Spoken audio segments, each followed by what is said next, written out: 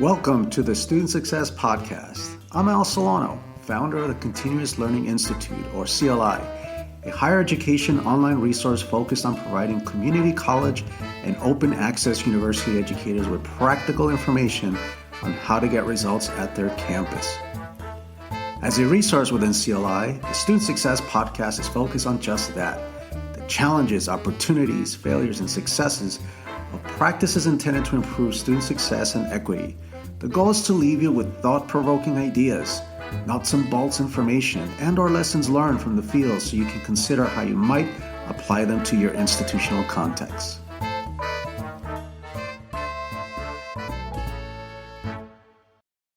For today's podcast, it's a pleasure to have Dr. Melinda Karp, again at the Student Success Podcast. Melinda is a nationally recognized expert on improving students' transition to college and supporting them once there. She founded Phase 2 Advisory after nearly 20 years conducting research and working with colleges on education reform as Assistant Director at the Community College Research Center, Teachers College, Columbia University.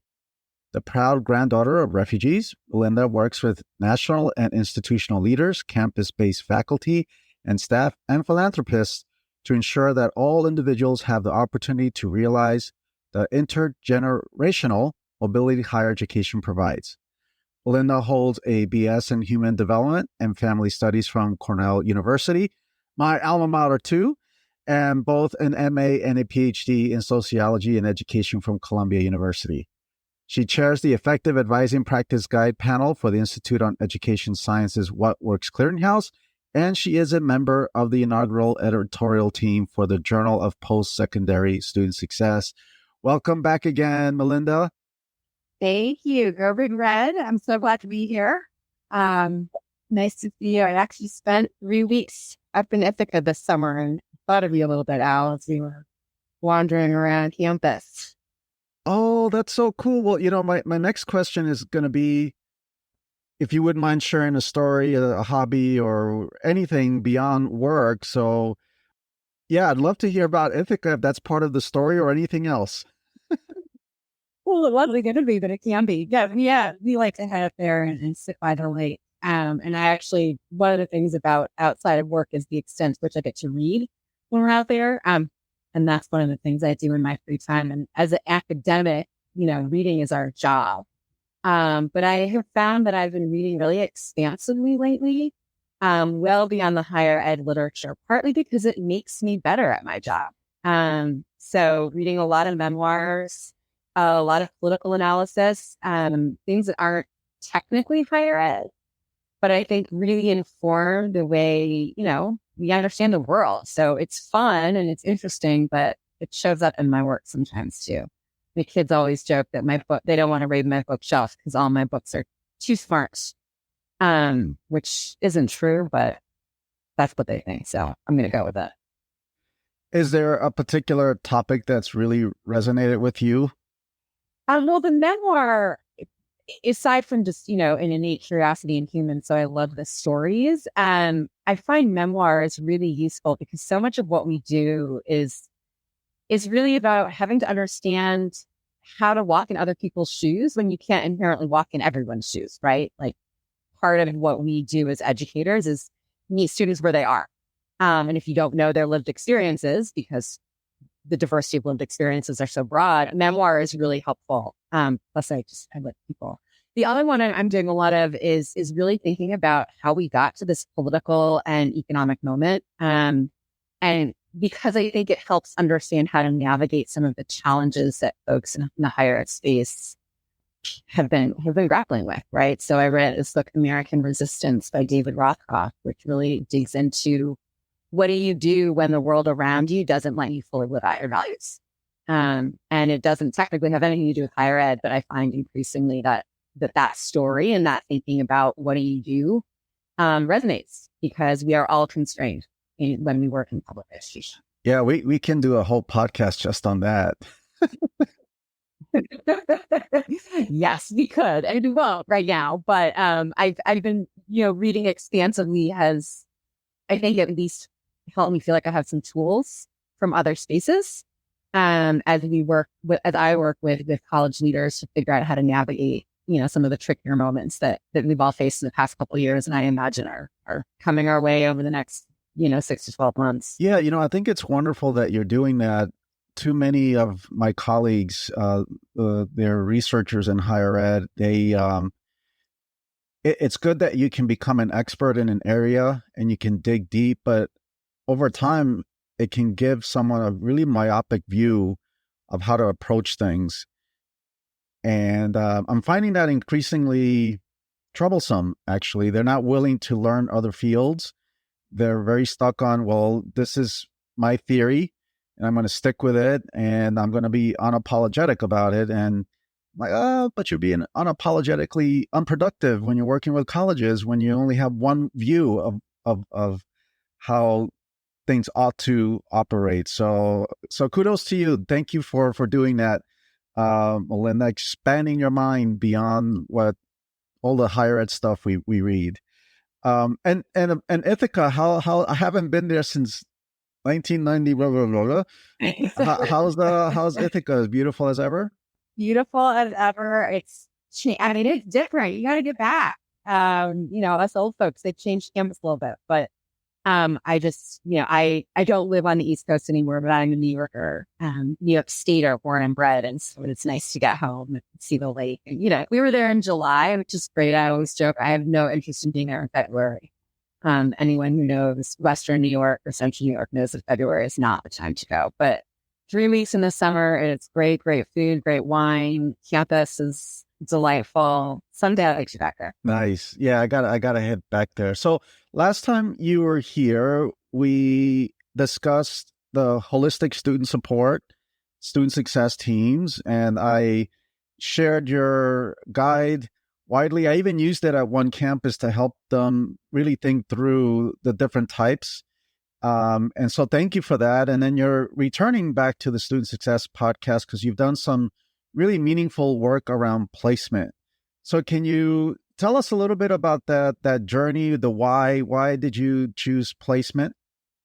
Yeah, and thanks for using our stuff. And I'm always happy to share with your listeners the resources that we have on holistic student support and middle leadership. But this project is really about placement and institutional transformation, which is what we do at Face to Advise, right? Our working assumption is that our broad access institutions, particularly community colleges, have grown up to have certain structures and ways of doing things that come from a very long tradition set of, at the time, rational reasons, right? And now don't work terribly well for many of our students, particularly if we think about this from an equity perspective. And so it's not enough to just reform or improve what we're already doing, although that's important, but it really is fundamental about transforming, like really shifting how we do business. And that comes in lots of forms. And so we were talking with a funder, and this project is funded by the Ascendium Education Group. And I do want to give them just immense thanks for their flexibility and their curiosity in funding this work, because they sort of said, go out and find cool people doing cool things and talk about it, which is really an immense pleasure as a grantee to have a funder with that perspective. So, we were thinking about all of the work that's been done in the developmental education reform space. And it has been immense and it has been extraordinarily successful, right? If you look at the data, many more students are getting into and through their gateway English and math courses than was the case 10 or 15 years ago. In many instances, gaps between racially minoritized and or low-income students and their more advantaged tiers are closing, although they are not closed. It has been perhaps one of the most widespread and successful reform efforts that we have seen in our sector. And it's not nearly enough, right? Because many, many students are still not getting into and through gateway courses. Equity gaps are not closing. We are starting to see some emerging evidence from some leading states, California and Florida, notably, that while gateway course outcomes are improving, completion and transfer are not. So something's happening there, right? Because the goal isn't to get students through gateway math and English. The goal is to get them to the finish line. So there's sort of this puzzle. And Ascendium, we were just sort of playing with this idea of like, well, what's happening here? What do we do that takes the successes of the dev ed reform movement and pushes the next envelope? And we really took inspiration from some of the early reformers. If you go back 10, 15 years, I'm thinking about the folks at Long Beach City College. I'm thinking of some other folks who really started putting out this notion of multiple measures. And people thought they were out of their minds, right? Like people thought that was radical. How could you possibly not place students using a standardized test or using their high school grades? Like you have lost it. And these brave reformers said, no, we think this is better. We have the data. We are going to do this and we're going to run around the country. We're going to get other people to try it such that more people can try it, more people can test it, and we can build the evidence base. And today, multiple measures, so that idea of using GPA or using a combination of grades and course taking to place students is not radical at all. Our thought was, well, who's the next version of that? Like, who's the next radical thing? How do we find them? How do we write about them and sort of seed the field with these interesting things that then can be tested? And if they seem to work, we can try and scale them so that 10 years from now, we push the envelope even further. So this is really an exploratory study. It was literally go out and find the next wave of people. And we were really focused on placement, although when we get to findings, I'm sure we'll talk about the ways that placement reforms now dovetail with other efforts. But we were really trying to find these renegades that we can talk about to people like you, Al, to get other folks to try it.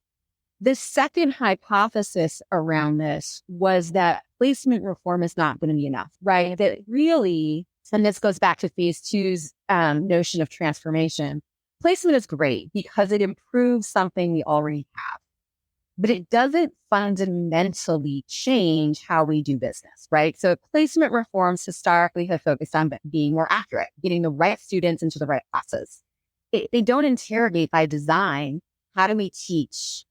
How do we view college readiness? How do we think about the systems within our institution?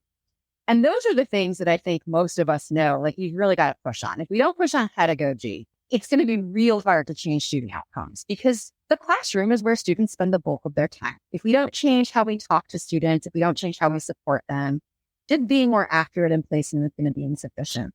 Those core functions of the institution have been the most resistant to reform over the past decade or two.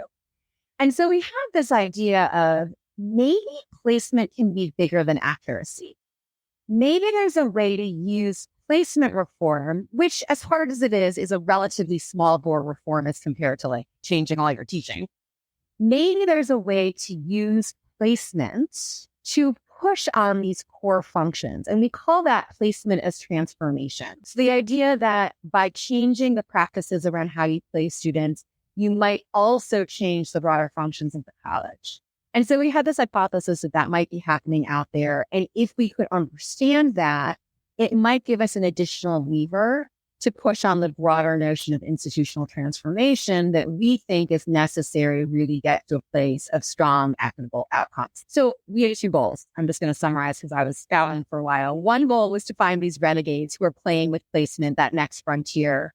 The other goal was to understand if it is possible to use placement reform to push on transformation of an institution. Thank you for giving us that context. Tell us a little bit about the methodology, and then we'll dig into the findings. Yeah, so this was an exploratory study, so I want to be really clear. We were not really looking at outcomes outside of anything an institution had collected on its own. That was not our purpose. What we wanted to know was sort of describing what folks are doing, how they were doing it, what they think the implications might be for their students and their institutions. So we used a technique called snowball sampling. We set up a set of criteria that sort of said, these are the kinds of colleges we're looking for, right? So colleges that are engaged in something beyond sort of traditional placement reform, so bigger or different than multiple measures primarily, or using a standardized test. We were looking for institutions that had equity in mind. And we were looking for institutions that, at least on the surface, were trying to use placement to do something beyond accuracy. So we put out a call to our networks. We just emailed everybody. We probably emailed you out. We emailed, all of our friends. We put it on, I think at the time we were still using Twitter. We don't do that anymore. We put it on LinkedIn and just said, if you know of anyone, send them our way. And then we just started screening institutions. We tried to make sure that we had a combination of colleges in states that were doing developmental education reform at a policy level and some that weren't. We were looking for geographic diversity. We actually were really looking for rural institutions in particular because they are often underrepresented in national studies. But we know that many low income and racially minoritized students live in rural areas too. So we wanted to make sure we captured big and small and rural and urban and all the things you do. And we ended up with 15 colleges throughout the country in 13 states. So that was exciting. We do have some very rural institutions as well as some urban ones. And then at each college, we talked to between 3 and 5 individuals. We talked to the person who was sort of in charge of this reform work. And so that varied a little bit from college to college. We called them our key informants. So they were the ones who kind of knew the whole thing. And then we talked to a handful of folks who were implicated, as we say, by the change in placement. And that depended a little bit, again, on the college's approach. But it was typically a faculty member, someone in advising. In some instances, it was folks in their IT office, or because they had to rethink how they do all of their back-end SIS work. So it really varied a bit. It was the placement office, the tutoring office, various things like that. We did what we call semi-structured interviews. So about 45 to 60 minutes with a set of questions that then we sort of followed where the conversation went, took notes, and then did all of the analysis. And we did a couple of kinds of analysis that we can get into if it's of interest. I don't want to go too far down the methodological rabbit hole. But we ended up talking to about almost 50 folks across 15 institutions. So thank you for unpacking the methodology. By the way, how novel to actually talk to community college people to get information. I'm seeing we're going to go look at compliance documents and count words and make assumptions about people. Thank you for actually taking the time to talk to community college professionals. That's the way to do it. I will say, before we go, the one thing we didn't do, and it hurts me a little bit, and for anyone who wants to find future research, we did not talk to students. And actually, when we get to the findings, you'll see that is something that feels very glaringly absent from this research. And that was because the study was designed to look at institutional practices. But I think it's really critical to acknowledge that most of what we uncovered really tries to elevate agency for students. And we didn't talk to students. So we actually don't know how the students, all the things we have to say, like we don't know if the students agree with what the institutions believe. And I think it's important to acknowledge that. There was a good reason for not talking to students, but to your point about wanting to really get to the authenticness of what's happening in a college, it is so critical to talk to practitioners, but the students, they know things. Study didn't include their voices. Yeah, no, it could be a follow-up, right? But still, you dug in with 15 institutions in 13 states, over 50 people. That's a lot of work. So thank you for doing that. Yeah, I mean, the thing about students, I'm just having a flashback. So I was a reentry student, and I remember I was just left the military, and we're planners, right? In the military, we just learned to plan. So I was like, all right, I want to go back to school. And so I went to the nearest community college just to do recon, if you will, some reconnaissance. Like, how does this work? Right. And then the first thing they told me is, oh, you have to take some tests. I was like, oh, shit. I hadn't taken math in, I don't know, 5 years. And I wasn't that great at it. I was working full time when I was in high school. I actually worked like 40 hours a week when I was in high school. It's crazy. But anyway, I just felt like, wow, okay, I have to take tests. Okay. Fortunately for me, I had a little bit of money. I went to some tutor. It was a tutoring center. And at the end of the day, I didn't really learn that much. They taught me kind of some test taking tricks. And then I took the placement, and I was very, very fortunate to have placed into transfer level English and math. I was so fortunate. What's really interesting is that I spent 5 semesters. I was a spring student. Of all the students that I knew that were not in transfer level English and math, because I was very active, I was part of clubs and everything. When I was transferring, not one of them made it out. Not one. Not one. I remember this was before. I'm giving you the retroactive student perspective, right? So I remember that this was before Rate My Professor, right? The internet wasn't really popping back then. Yeah, I don't even think it was. Yeah, it was early 90s, right? So You didn't have it back then now. Sorry. yeah, and But I remember at the Veteran Center, there was a list on a board, and they're called friendlies. You want to guess what that is, Melinda? Those were the professors to go to who weren't going to be awful. Yes. Oh, oy. Yes. So I was like, wait, so these are the faculty who what? They're like, oh, these are the ones who care. And then I said, well, wait a second. Are you telling me they're faculty that don't care?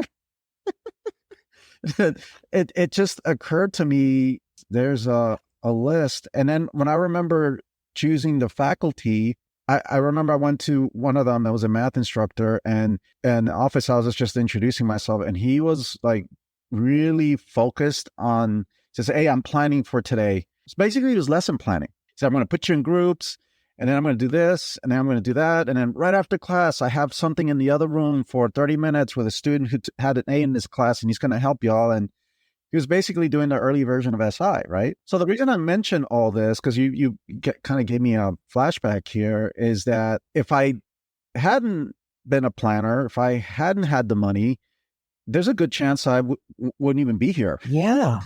Wow. Right. And the second thing, it really came down to, I was able to overcome the placement hurdle, but it came down to caring. It came down to quality instruction. Yeah. I mean, and your story breaks my heart, because you're just a story today, and this is a different study, so I won't spend much time on it. But we also recently did a study talking to students about how they plan their courses. And one of the things that they told us was they use Rate My Professor, and they know it's not terribly accurate, but they are very focused on finding professors who are quote unquote good. And I think many folks hear that and think, oh, they're looking for the easy A. But what they're looking for is exactly what you described. They're looking for professors who care. They need to know that they're going to be successful. Our students do not have time to waste. They do not have money to waste on classes that will not lead to actual credit. They don't have time. And so they're looking for instructors who are good. And that means that we'll get them to the finish line, not necessarily easy, but are not going to get in their way. And that's separate from the study we're talking about. But I think it's so critical to hear that, because the assumption we make is good equals easy. And that is not what students are saying. They're asking for this base level of care that you just described. That's right. And the sad thing, I think you're aware, I develop a 6-step process, inquiry and action, and I bring teams together. I work primarily with faculty. I would say 60 to 70% are faculty. And I take them through this process to have these beautiful aha moments about their practice to continually improve. And then sometimes I get in these teams is really fascinating. Our faculty who have a deficit mindset about their fellow faculty. For example, oh, well, they like going to her class because she's easy and she grades easy. And I'm like, wait a second. How denigrating is that you just made an assumption that she's easy when she works her ass off to continually improve her craft. And when she grades, she looks beyond points. She's really looking for learning.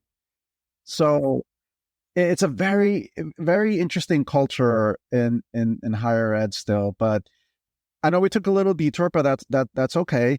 I think you'll have that student perspective. I'm sure it could be part of a follow-up study. Let's unpack the findings. What did you find? Yeah, so let's start with just sort of what we found in terms of the innovations, and we'll get to transformation second, if that works for you. So a couple of things sort of at a high level. So, one thing, and this won't be surprising to anyone who works in the field, historically, developmental education reform has been sort of 3 buckets of reform, right? And maybe institutions and states were doing more than one of those, but at any given time, they were sort of discrete. One was placement reform. One was the curricular reform, co-requisites or pathways, changing that curriculum into and through gateway classes. And the third was really the pedagogy, making sure that the pedagogy we're using, particularly in developmental courses, is not the same old students have experienced and failed with before. So those 3 things were sort of separate, even if, some institutions were trying combinations of those, but those were 3 buckets of reform.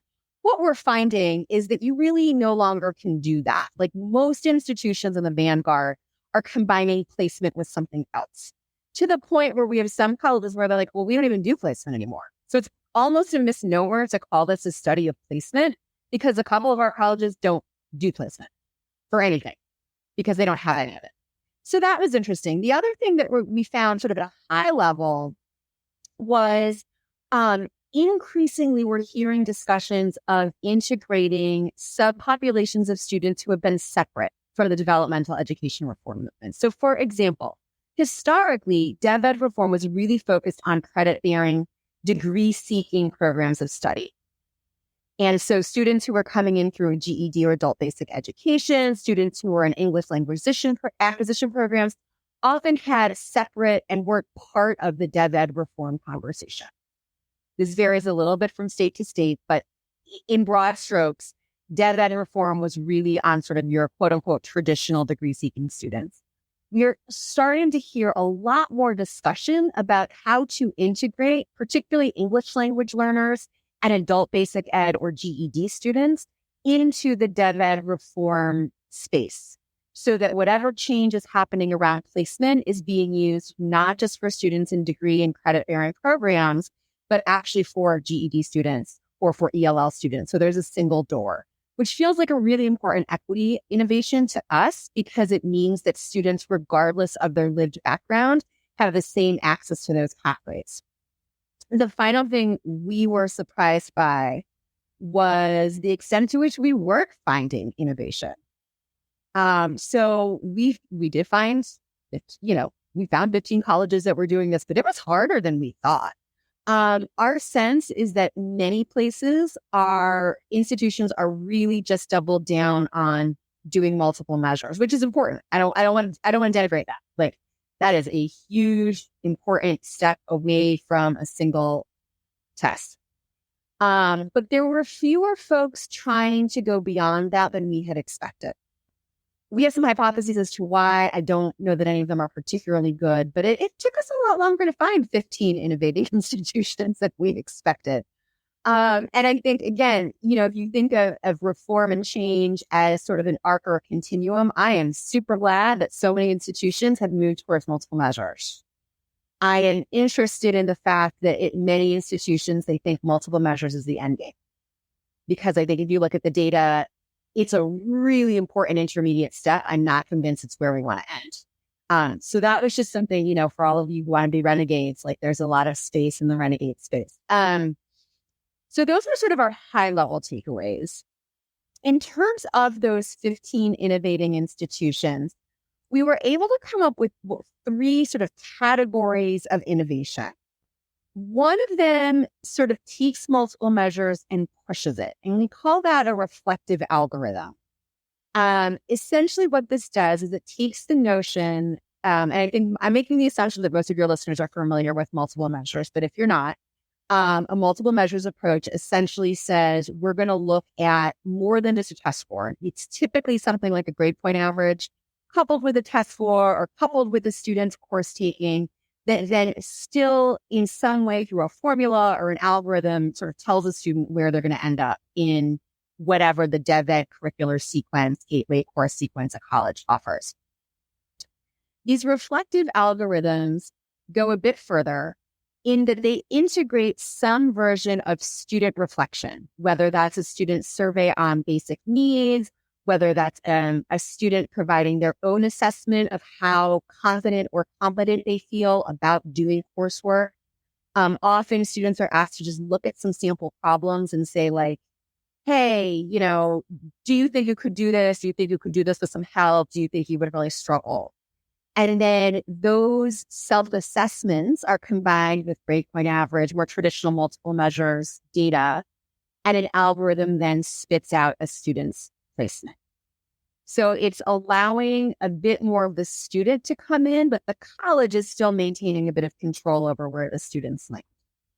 The second bucket is what we call guided self-placement. And, in fine higher ed terms, like everybody's got their own definition of guided self-placement, directed self-placement, student-directed self-placement. We're going to call it guided self-placement because what we are finding in these institutions is that this is an opportunity for a college to restructure how students are placed without letting it be a free-for-all. And so in this system, what we call guided self-placement, it's often very much the same data as used in those reflective algorithms. Students are asked to think about their grades, their experiences with English and math, their access to things like computers and Wi-Fi. But then the college gives them information about the courses that are available to them. And then the students are provided with the opportunity to self-place, given the guidance the institution provided. So it takes that algorithm and flips it. The students get to make the choice. But it also flips the onus on providing that information and guidance onto the institution.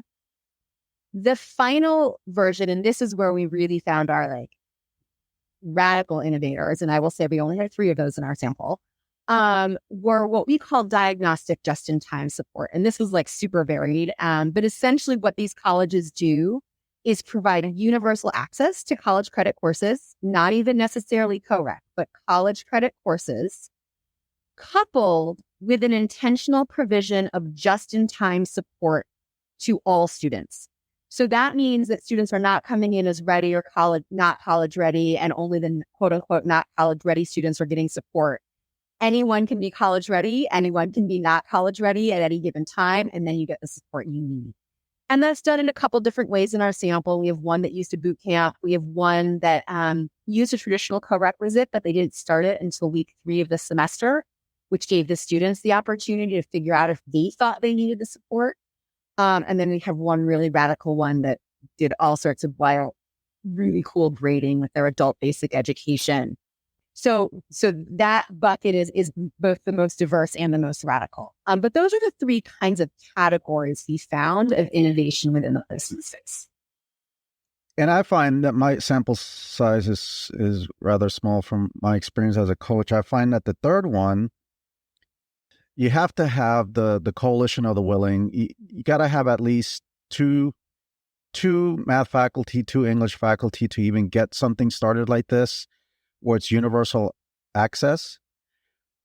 Because incorporating just-in-time support into their pedagogy is really flipping the way they've been taught math, right? They've been taught math and English in graduate school, and often in very antiquated ways, right? And this is why I don't have a faculty deficit mindset, because they tend to do the things that were done to them and they don't know any better. So they do the same things to their students. Absolutely. These are the most transformative, right? You can't do this just-in-time support, as you just alluded to, without really fundamentally shifting how people do their work, how they structure their day, who they engage with, how you view students and yourself. You kind of have to transform the institution, and you have to be very brave to do this just-in-time work, because the idea that everybody's college ready and nobody's college ready, just that philosophical underpinning, that is not the paradigm we have worked under for many, many, many years. Yeah, and I go back to my experience as a student. Here's a faculty member who was taking the time to lesson plan, to figure out how he was putting us into groups, how he was going to teach, how he's going to provide support, right? And I hadn't done math in 5 years, and I was like a C+ student in math, and then I passed it. Yeah. Right? So the pedagogy and the caring really does matter. Now, here's the what I find. I don't know if you found the same thing. Because it's usually a small coalition of the willing, and it takes time to bring more people on board. Even with the coalition of the willing, we find often that the course success rates decrease. So let's say they were at 70%, and now they went down by 10, 15 points. But the throughput rate is still much better than putting them in 2 or 3 classes below transfer level. I mean, significantly better, right? So I have to remind some faculty, because they say, well, yeah, but look at the data. Course success rates are going down. I say, yeah, but you know what? There's more students, especially students of color, who are completing English and math than ever before. So what we got to do is go back to that 65, 70%, and that just takes continually working on your craft, right? So yeah, I find that third one to be the most difficult one, and course success rates tend to take a dip, but throughput rates are fantastic. Are you finding the same thing? So not entirely. And I will say that we were pretty bummed that most of our institutions didn't have great data yet. And part of that was we collected the data about a year ago, a little less. Many of these innovations were put in place in part either due to or in conjunction with the pandemic. So they were very new, which meant that they didn't have a ton of data to go on, and the data they did were pandemically colored, which, makes it real hard to interpret. But these just-in-time colleges, at least one of them was, and this is our most radical, this one that was mushing adult basic ed and all the things, they were finding that they were having very strong success because it was such tailored support, right? Now, this one you couldn't do with just the coalition of the willing. Our just-in-time support institutions, at least two of the three, really needed broader-based support because it is so radical. Like you can't only do this in a section or two. If you're asking all your adult basic ed instructors to push into your gateway courses, that's way more than the coalition of the willing. And that is an interesting conversation to have. But because of that, the students were getting what they needed when they needed it, which means that you can, and they had a system to do that, which means you can catch many more students before they fail, right? So they were not really seeing a dip in course completion rates. And what was interesting is that this institution in there, the one I'm probably most obsessed with, researchers don't admit it, but we get obsessed with certain parts of our data sets. And this is the college that I'm currently obsessed with. Because they're doing such interesting, radical, thoughtful things. This was an institution that had scaled their placement reform all the way to their very large prison reentry program. So their prison reentry students were also going directly into gateway courses with pretty intensive just-in-time support. So when I talk about expanding sort of the envelope of who's included in institutional change, that's what we're talking about here. And they were seeing really good success. Again, not every prison reentry student was successful from the get-go, because we know that typically students in those programs are going to come in with a lot of challenges in and out of the classroom. But they were getting what they needed when they needed it and seeing strong success. And they didn't have dev ed at this institution, at least as we historically have known it. What they did, just to put a finer point on it, is they essentially took their adult basic ed, and this is a state that adult basic ed is offered through the community colleges, but offered through different funding streams. They took those faculty who are traditionally really taught around pedagogy and used them to enhance, either through co-teaching or offering free tutoring or offering workshops, to enhance the instruction in traditional gateway courses and other first level courses as well, which meant that students could get what they needed when they needed it from double professors, right? And they leveraged their adult basic education to mean that no one needed to do dev ed. They would just get support from trained instructors when they needed it, which I thought was really cool. Yeah, that's rare in my experience. Yeah, it's wild. They had to bring in their IT folks. They had to rebuild their SIS to keep track for all of their grant funding. So when I talk about transforming, which we haven't gotten to, but we will, they really did have to rethink all of how they did business. And it has not been easy, but they are seeing success, and students they're not in dev ed. That's beautiful. So you've had all these interviews from an implementation standpoint, because you know that the devil is and forever will be in the details when it comes to implementation. Did you find a theme of who were the most critical people to ensure the smoothest transition from planning to implementation? No. So it's fascinating. So we don't even see a theme in terms of which discipline. So in some institutions, it was both math and English. In some institutions, this kind of innovation was happening in only one or other of the disciplines. And I will say we have a number of institutions where it was the math department that was innovating and the English department was resisting, which is kind of goes against like the old wives' tale in higher ed that math's the problem. Like that's not really what we found. It's very campus dependent. We have some really innovative and thoughtful math departments and some really innovative and thoughtful English departments. What we did find actually was that almost uniformly, I think 12 or 13 of our colleges, there was some sort of external impetus that was a forcing measure, whether it was state policy, whether it was the pandemic, whether it was engagement in something like achieving the dream. There was an external impetus that got folks thinking that there had to be a better way.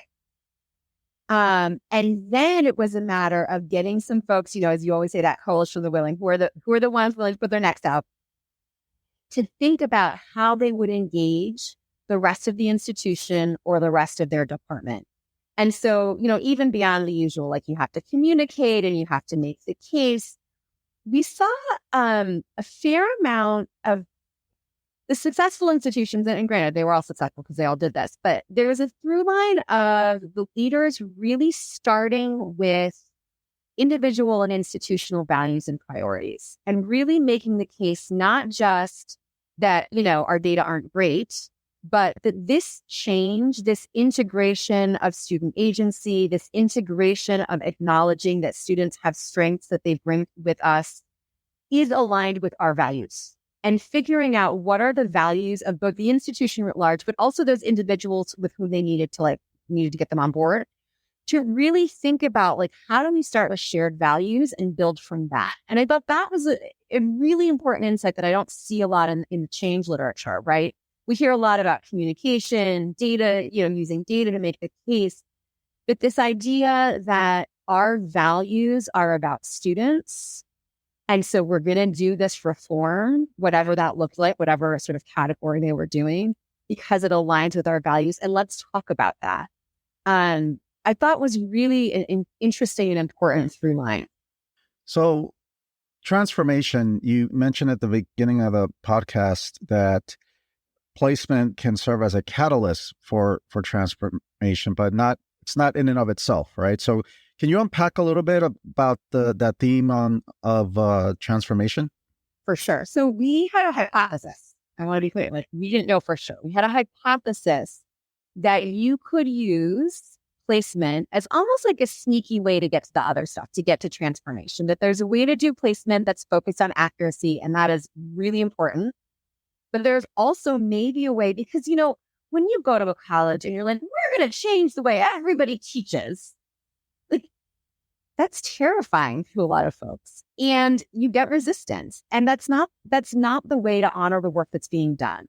So our hypothesis was that if you enter the discussion around institutional transformation with something perhaps a little less scary, like we're just going to change placement, there might be a way to get to those other core functions. How do you support students? How do you teach them?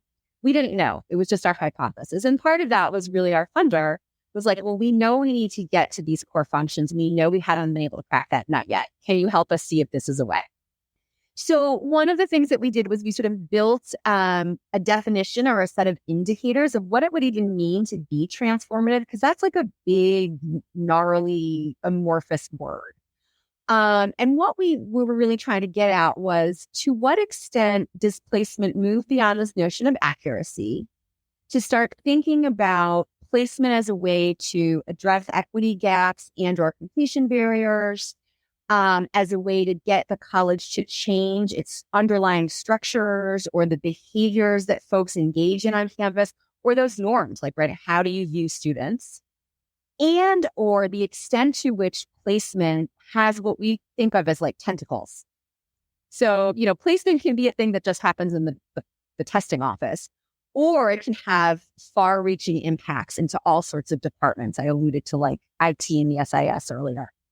And so we were like, if that's happening, those are indicators that placement can and is being used for something more than a reform to the placement process. It's about transformation. So we had no idea. We tried to find colleges that looked like maybe they were doing this, but you don't really know. And it turned out that out of our 15 institutions, 8 of them actually were using placement in a way that was transformative. And 7 were sort of the more traditional, we're going to do an algorithm to make sure the right students are in the right parts of our sequence, which again, I want to keep saying, like, that's not bad. That's good. It just, we were looking at this bigger other thing. What was interesting about this transformation piece, these 8 colleges that were using placement transformatively, is that they were using all different kinds of those categories I went through. So obviously that AE college I mentioned, like, placement was transformative for them. But we had a number of institutions that were using a reflective algorithm, which, remember, is still an algorithm. It just had a little bit of additional kind of data in it than a multiple measures algorithm. And a number of them were making really big transformative changes off of just that tweak to their algorithm. We actually had one college that didn't end up changing its placement system. They had thought they were going to change placement. Once they embarked down their discussion of new placement approaches, they realized placement wasn't the problem and they were rethinking their curriculum. So placement was being used as transformation because they realized they had to transform, not change placement. So there's a real wide range of how you get to this idea of placement as transformation. But it is possible to use placement reform to push these other changes, which was exciting for us to find. So I want to go back to that question I had about key people and implementation, right? Because, for example, that college that said, well, we're not going to change our placement, but we're going to work on the curriculum. Like, who made that decision? What body made that decision? Because fine, if maybe it's a I don't know, a 5-step process for them, but if you don't change placement and you still put students in developmental ed, even if you have 70%, and this is what I tell math teachers, they when you do the math, if you take 3 or 4 courses below transfer level and 70% of the first one pass, and then the remaining move to the next one, and then 70% pass, and then move on to the next class, and then 70%, you're left like with a handful of students, right? So curriculum changes are fine, but ultimately we gotta, so I'm just, from a process and decision-making perspective, I'm wondering, and maybe you don't know who it is, but I'm just wondering who makes those decisions? Yeah, it's a great point. So 2 things that I want to unpack in what you just said. One, most of these institutions with the transformative work, it really was coming from either a department chair and or the department chair of, like, the provost or the president, right? So those decisions, those conversations were being shepherded by folks with a fair amount of authority, at least within their departmental sphere, if not the whole institution. They also, the 2 colleges that ended up not doing placement reform in favor of something else, in both of those instances, I do not believe they had very, very long sequences. So they had already changed some curricular pieces. One of the institutions had wanted to move to a new placement system and then ended up being stymied by their state policy that insisted that they do a more traditional multiple measures. And so in that instance, what happened was the department chair was like, well, okay, then what else? How can I use multiple measures to force these other discussions in my department around normative change, how we view students, how we teach students? The other one was this institution that I mentioned. They were really focused on their English language learners. And they had thought that they would try and rethink how they place their English language learners to place them more accurately. What they realized was that for them, placement wasn't the issue. It was the fact that English language learners are completely shut out in the state from credit-bearing sequences. So they shifted from placement into thinking about how they could take a more biliterate, bicultural approach to their curriculum. So they're thinking about things like, can they offer key courses bilingually so that students engage in learning English while also earning college credit? So again, placement isn't really the thing. It's what are we doing curricularly? But that stemmed from placement discussions. And so you're right. Like, if you have 4 levels of pre-college credit, stepping away from placement reform is not going to help. That wasn't the instance in these institutions, partly because we were looking for institutions that had sort of done some of that work by definition, by our ISG criteria. Got it. Thank you.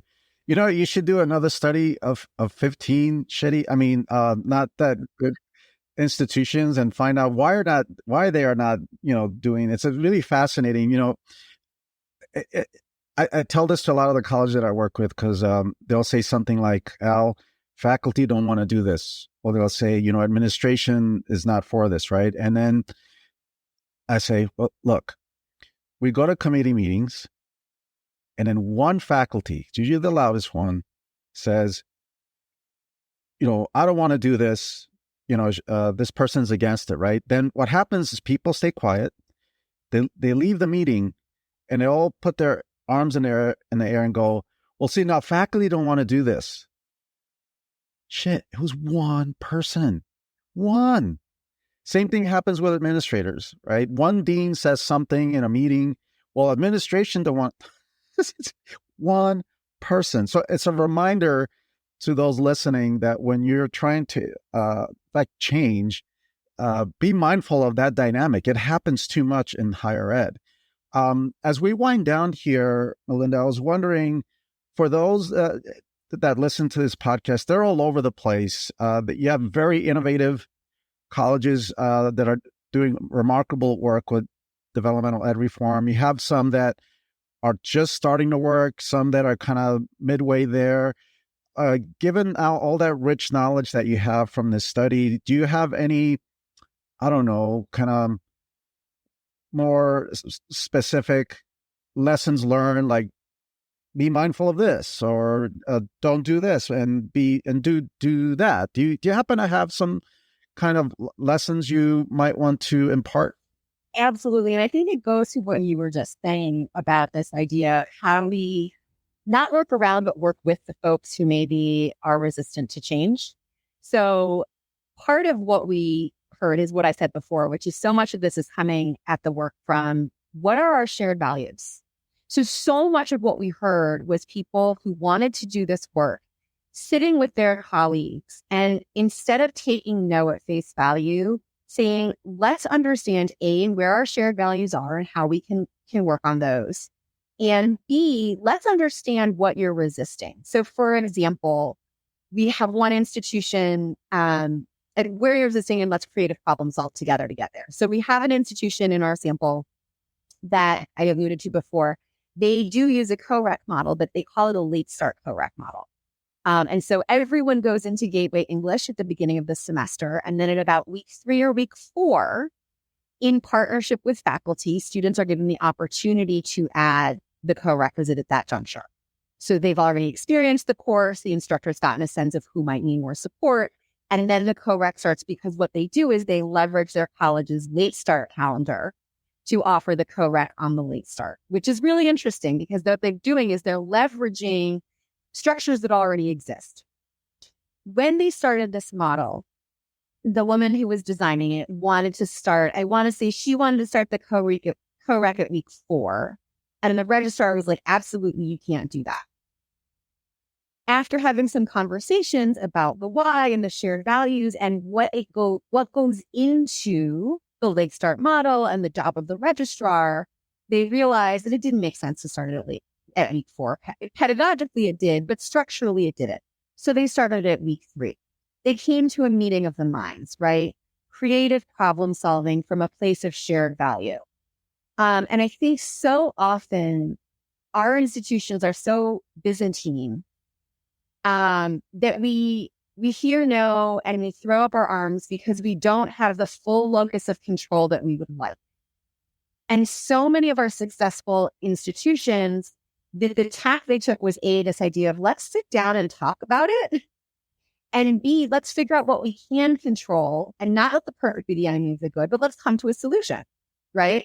So that was lesson number 1. I think the other lesson is really this idea of transformation is a series of small and cumulative changes. And that's why placement as transformation has the potential to be really powerful. So I'm thinking of a different college in our sample in a really rural and conservative state that used a reflective algorithm. You can't talk about equity in this state in the terms that we are accustomed to in some other states. Like, you just can't. And frankly, the lead in that college was like, listen, no faculty member wants to go to a meeting and hear how bad their pedagogy is, that they're not equity minded, that they're not doing it right. Like, no one wants to hear that. So what she did was, when they started to explore this notion of a reflective algorithm, which, recall, includes things like putting in a survey about what students might have in terms of basic needs requirements or their experiences with English in this instance. She sat with her department, she sat with her colleagues, and they went through the survey together. She was like, well, which questions do you think we should include? And when they say, well, I want to know if they have access to a computer, she would say, well, why? Why does that matter? And then back into a conversation about, let's talk about basic needs. Let's talk about how you support and teach and use appropriate pedagogy with students who may be in rural areas who don't have access to stable internet, right? So rather than starting from the equity conversation, they started with the what do you need, and then backed into it and led departmental discussions about equity-minded pedagogy that way. She will tell you that as a result, over the past 5 years, the culture of their department has changed. She was able to institute new hiring requirements. After a couple of years, they started to shift who they prioritized when hiring, from like the professor of rhetoric to people who understood community college students. She was able to institute, early light touch assessments, which we know are good practice. Over time, she shifted the culture and structure of the department by starting from a place of, let's talk about why you care about this in the algorithm, and let's together learn how to support our students. So she transformed it, not by being like, we're all going to transform, but she started in a small space. And I think that story is really resonant too, from a really practical, tactical way. If you run those departmental meetings, you have that control. You may not control your whole college, but you control what you talk about, right? You control how you discuss equity in your meetings and how you discuss pedagogy. Yeah, I want to go back to what I mentioned earlier about how some people have a very myopic view of how to approach things. And unfortunately, because they're my allies, we're all part of the same team. I see this too much of my racial equity colleagues who think that they can go to this institution you just mentioned and unapologetically call them white supremacists and think that that's going to change them.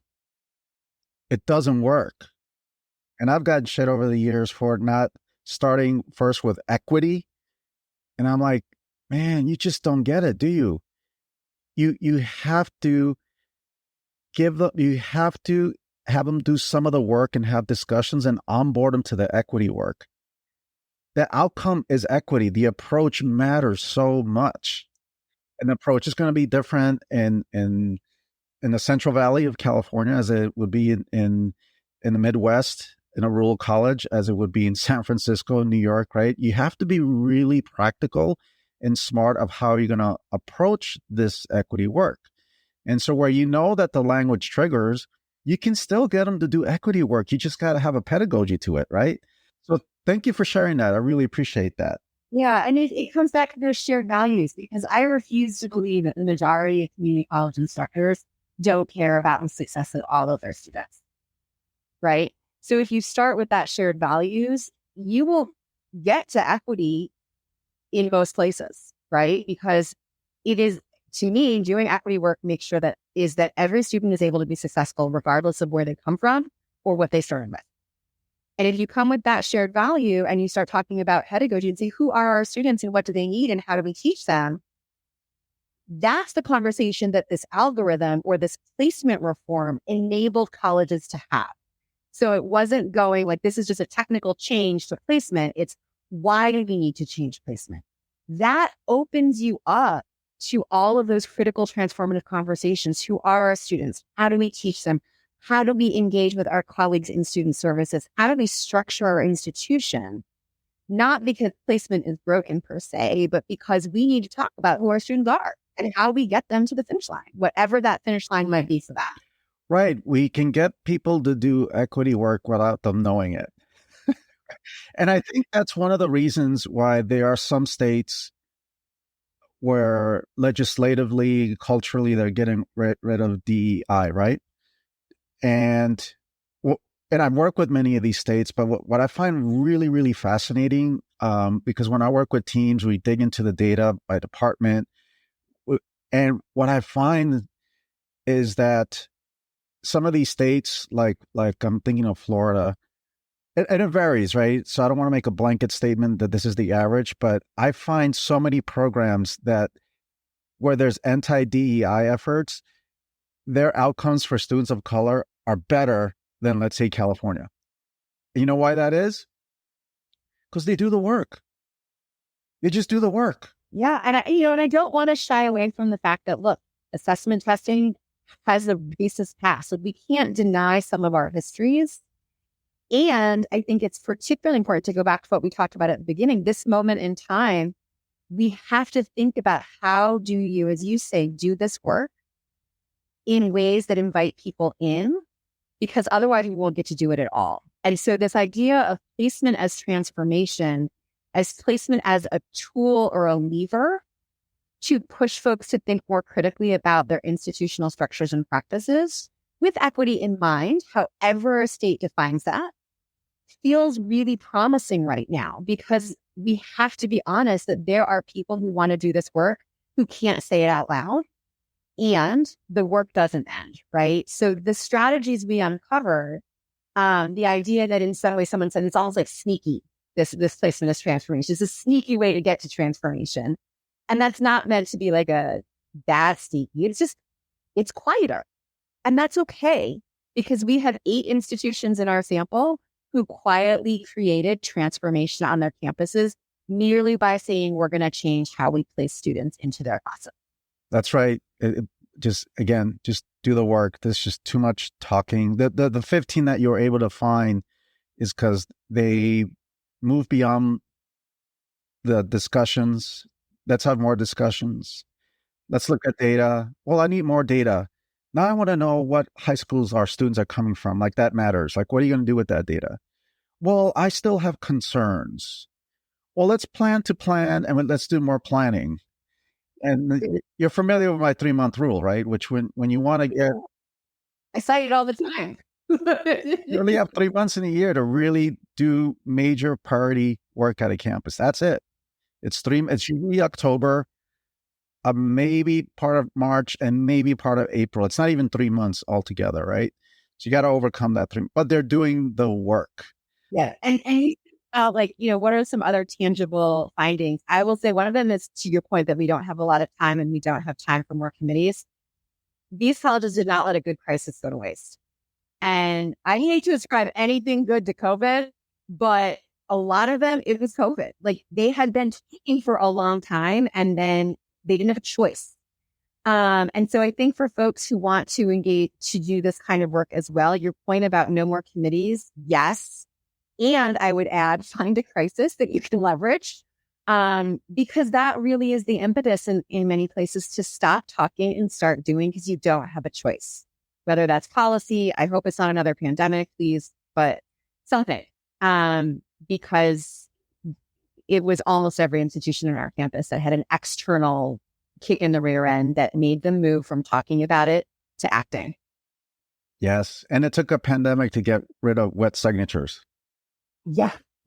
Well, Melinda, if you don't mind, I want to ask you one last thing to tie this up here.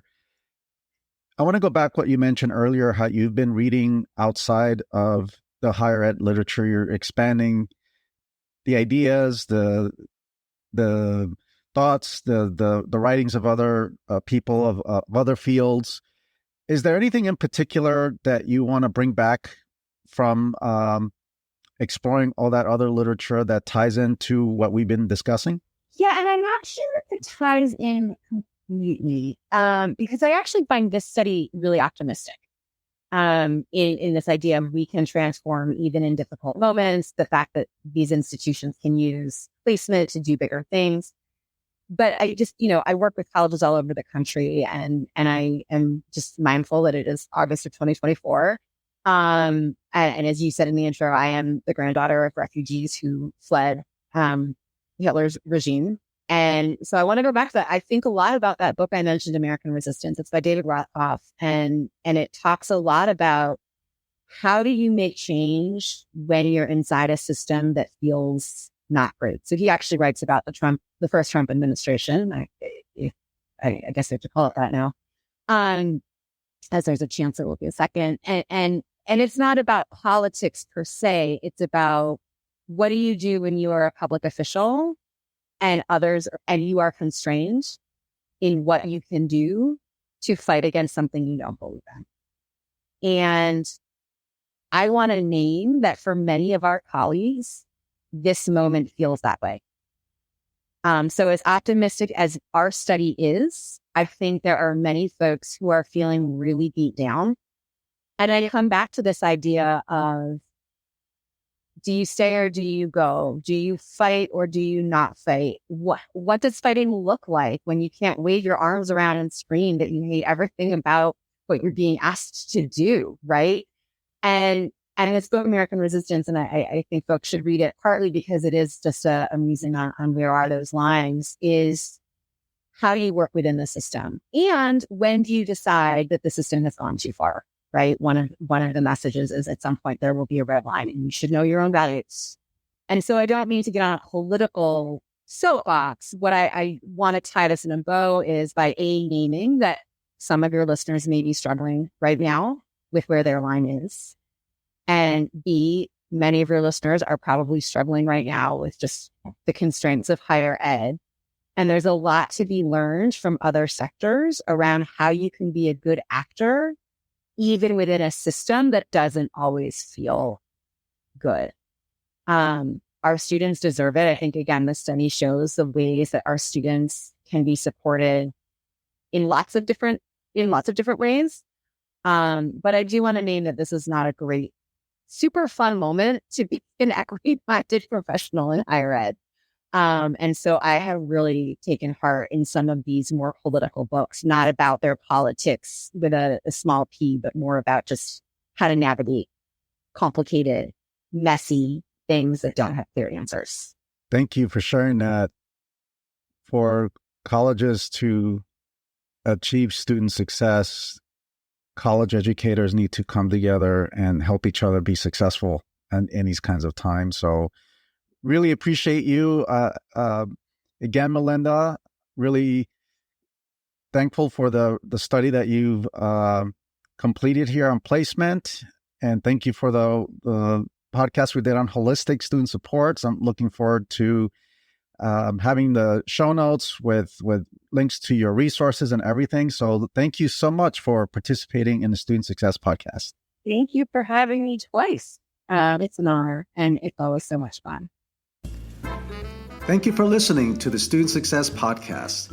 Each episode has show notes, which include helpful links and necessary follow-up information to help you get results. Please consider subscribing to the Continuous Learning Institute website. There are no advertisements. It's simply updates about articles, tools, resources, podcasts, etc., all tailored for you, the practitioner. Thank you.